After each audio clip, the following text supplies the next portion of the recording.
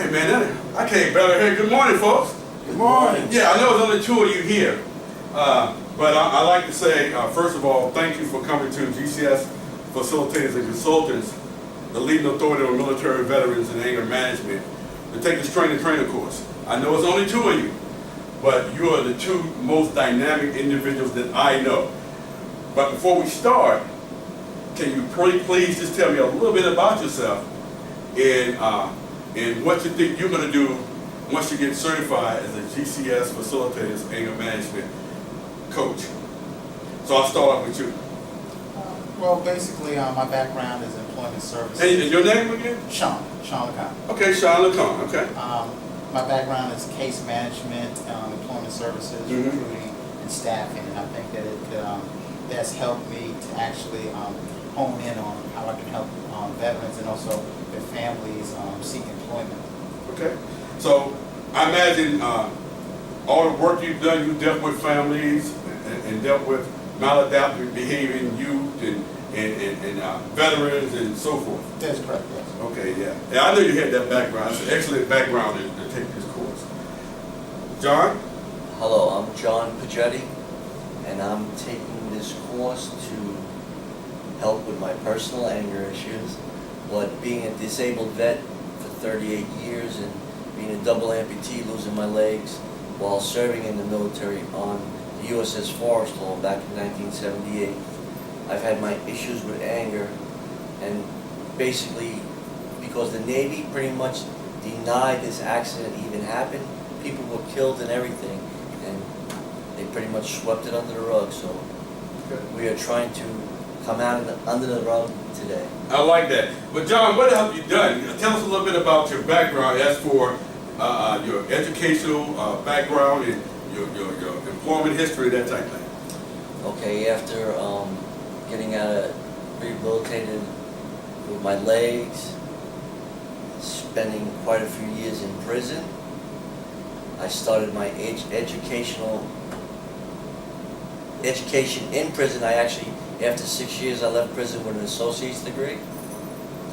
After coming home and being on parole for 13 years, I went and obtained my bachelor's degree in psychology and then my master's degree in education as a vocational educational counselor.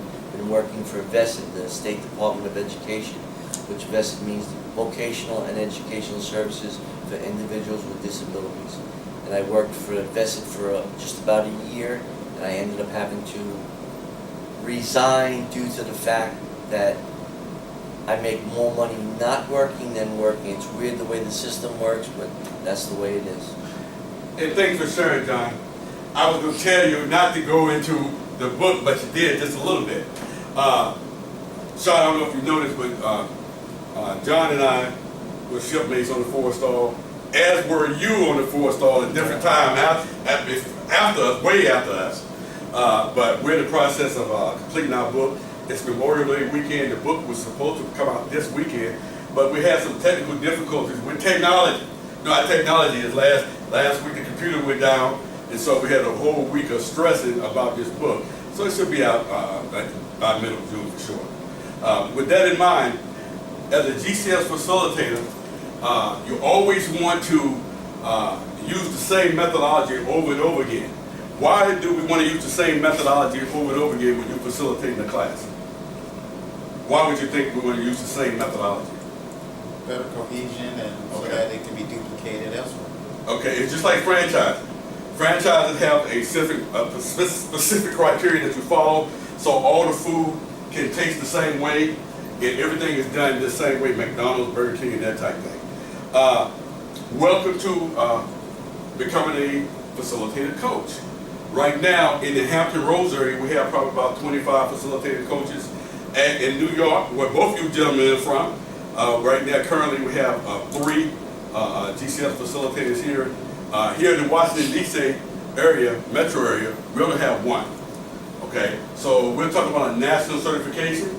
And for the methodology, when we first start off, what we do is we do what's called a credibility statement. You talk about yourself just a little bit, 3 to 5 minutes. You don't want to go overboard. That's why I had you kind of say why you were here and talking about your background, because that gives you credibility. Why should I come and listen to you as a facilitator, trainer, or coach when you have no credibility? I don't care what you look like. Your credibility consists of your experience, knowledge, and education. And so once you say that, once you articulate that, if I want to learn from you, then it kind of makes me say, okay, he or she can teach me something. So what we always do is, we always start off by, when you use a VAP board, this is commonly called a VAP board, right? And what you do is, you put up your name, and you put up your credentials. What I missed up here is this.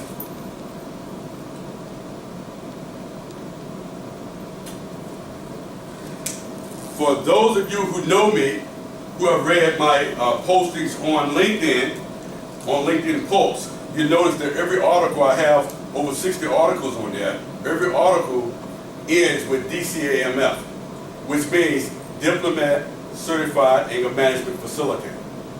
Today is the first day of your 3-day course, 24 hours. At the end of the course, depending on your knowledge, experience, and education, you'll either become a GCS Certified Anger Management Facilitator, which is the lowest level. You either become a Master Certified Anger Management Facilitator with GCS Facilitators, or you can become a Diplomat